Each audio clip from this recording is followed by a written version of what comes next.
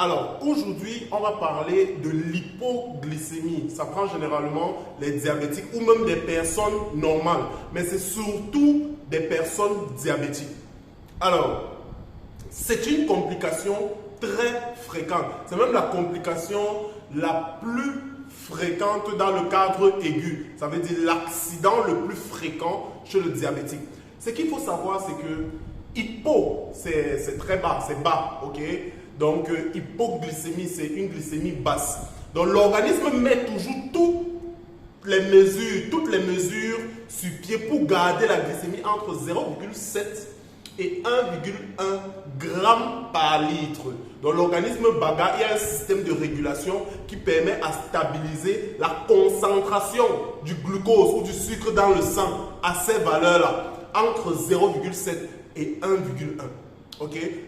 En dehors de ces valeurs, il y a des problèmes. Ok? Lorsque ces valeurs sont très grandes, vous risquez d'être diabétique ou vous-même vous êtes diabétique. Lorsque cette valeur est basse, c'est plus grave.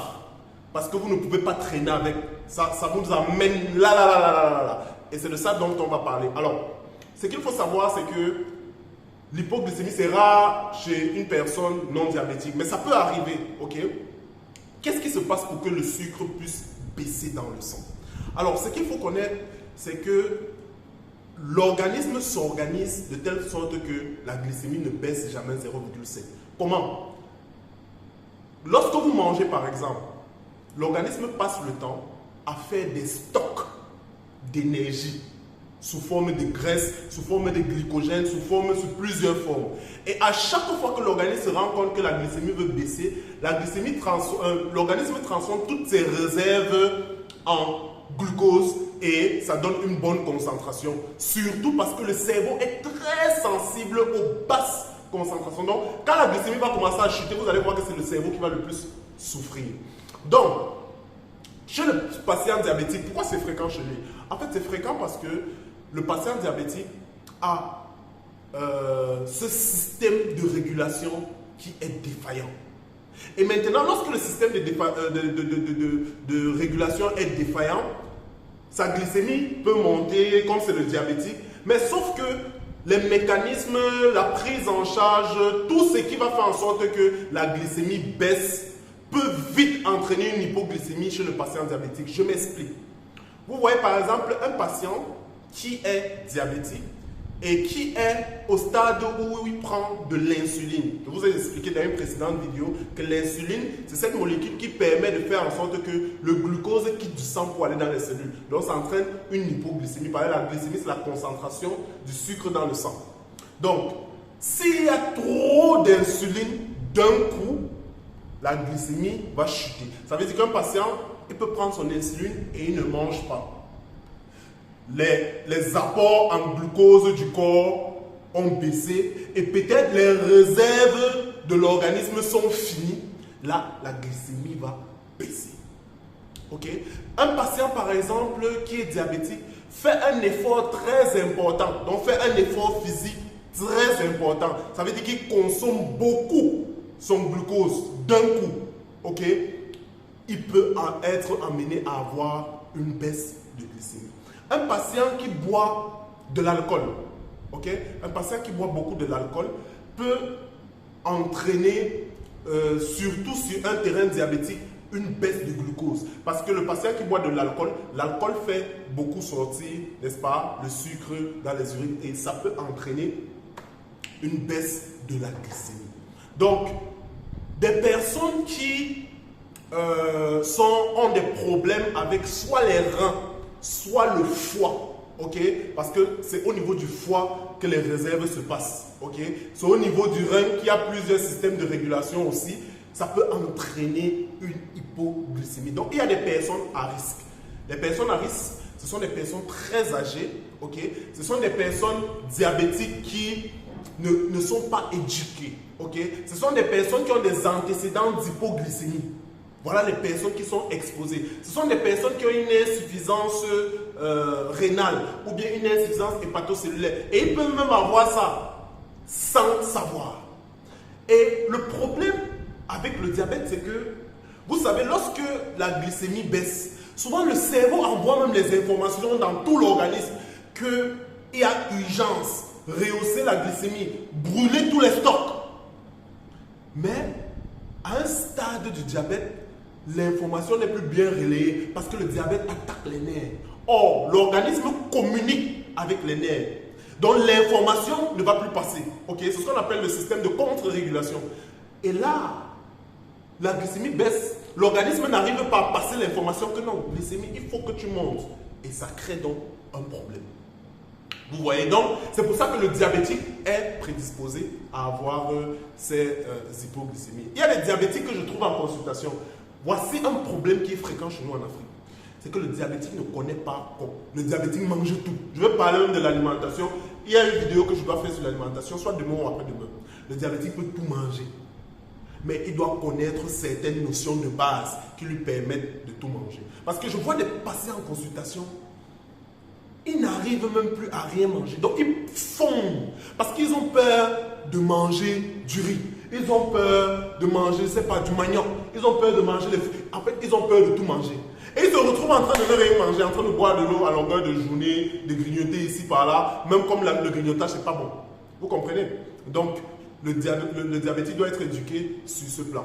Alors, comment est-ce que se présente un patient qui a de l'hypoglycémie? Déjà, biologiquement, la valeur doit être inférieure à 0,6 g par litre. Je veux dire, la valeur idéale, c'est 0,7 à 1,1. Donc, lorsqu'on est en dessous de 0,6 g par litre, on est hypoglycémique. Alors, qu'est-ce qui va se passer? Quand la glycémie baisse, le cerveau envoie l'information. Les gars, il y a urgence. Travaillez pour que la glycémie monte. Et quand il envoie dans ces informations, ça va se manifester. Le patient va déjà manifester ça.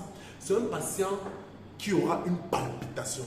C'est un patient qui aura des sueurs profuses. C'est un patient qui aura des tremblements. C'est un patient qui peut même vomir. C'est un patient qui aura des nausées. Ok? Ça, c'est des signes avant-coureurs. Là, c'est le cerveau qui est en train de signaler que quelque chose ne va pas. Faites tout pour que la glycémie monte. Et si ça persiste, le cerveau va maintenant s'endormir sans vouloir. Donc, c'est un sommeil involontaire. Et là, vous aurez peut-être une personne qui a la tête qui pèse, les maux de tête, des vertiges. Le patient il peut être irritable même. Le patient peut faire un malaise. Le patient peut même entrer dans le coma. Ok? Et ça en est terminé. L'hypoglycémie est plus grave que l'hyperglycémie. C'est ce qu'il faut savoir. Ok? Et voilà. Non seulement le patient doit connaître ces signes, mais l'entourage du patient aussi. C'est pour ça qu'on dit que l'éducation est primordiale. Okay? L'éducation est incontournable chez un diabétique. Ce n'est pas lors d'une consultation de 30 minutes, 1 heure qu'on va éduquer un diabétique, ce n'est pas possible. Il faut tout un suivi, il faut éduquer, il faut même tester le patient diabétique pour voir s'il est capable de réagir face à certaines situations. Ce n'est que comme ça qu'on peut s'en sortir. Donc, lorsque vous avez ces signes-là, le traitement est simple. Il ne faut pas qu'on complique les choses. Le diabétique doit toujours marcher avec 3 morceaux de sucre dans son sac, toujours.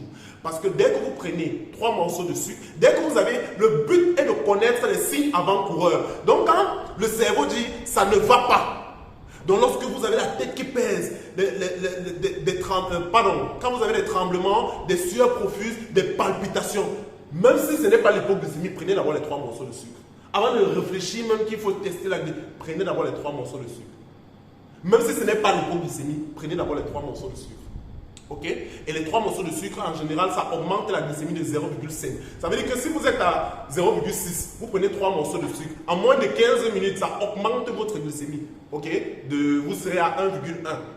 Il y a le sucre, il y a une cuillère à soupe de miel qui fait aussi le même effet. Il y a un verre de soda, ok? Mais c'est le sucre qui est très pratique.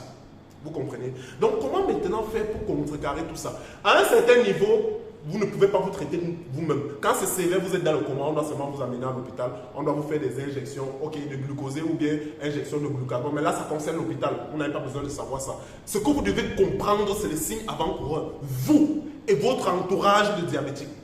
Ok? Donc, c'est ça le conseil. Maintenant, quel est le conseil chez le diabétique pour éviter ça? C'est de s'éduquer. ok, c'est d'avoir des prises régulières, s'il prend l'insuline, ou bien une alimentation régulière, de ne pas sauter ses repas, de faire attention aux efforts physiques importants, à l'alcool qu'il boit. Je tiens à souligner que lorsque vous faites un effort physique, l'hypoglycémie peut venir 24 heures plus tard. Ok? Ça veut dire que quand vous faites un effort physique important, vous partez jouer au foot pendant longtemps, l'hypoglycémie peut venir 24 heures plus tard. Donc, voilà les précautions à prendre, mais c'est l'éducation, c'est l'éducation, c'est l'éducation. Ok? Donc, si vous êtes diabétique, hypertendu, ou vous n'avez même pas une pathologie, ok, je vous invite à adhérer à notre association pour pouvoir vous éduquer chaque jour. Chaque jour, dès que vous adhérez à l'association, on vous met, si vous êtes diabétique, si vous avez une prédisposition à une maladie, on vous insère systématiquement dans un groupe qu'on va éduquer. Et puis, si dans ce groupe, généralement, nous sommes proches de vous, il y a un médecin adhérent qui vous suit tout le temps avec votre profil sur mesure pour pouvoir prévenir certaines maladies ou bien certaines complications si vous êtes déjà malade. Ok? Vous n'avez pas besoin d'une maladie pour adhérer à l'association. Adhérer à l'association veut tout simplement dire que vous voulez augmenter votre espérance de vie et vous voulez surtout une qualité de vie sur le plan médical très bien faite. Alors, je vous dis à demain pour une prochaine vidéo, mais ce vendredi, j'ai des consultations gratuites dans la ville de Yaoundé et ce dimanche, également des consultations gratuites dans la ville de Douala. Alors, pour en bénéficier, il y a des liens dans la description pour adhérer à l'association et pour participer à mes consultations gratuitement. Je vous dis à demain pour une prochaine vidéo.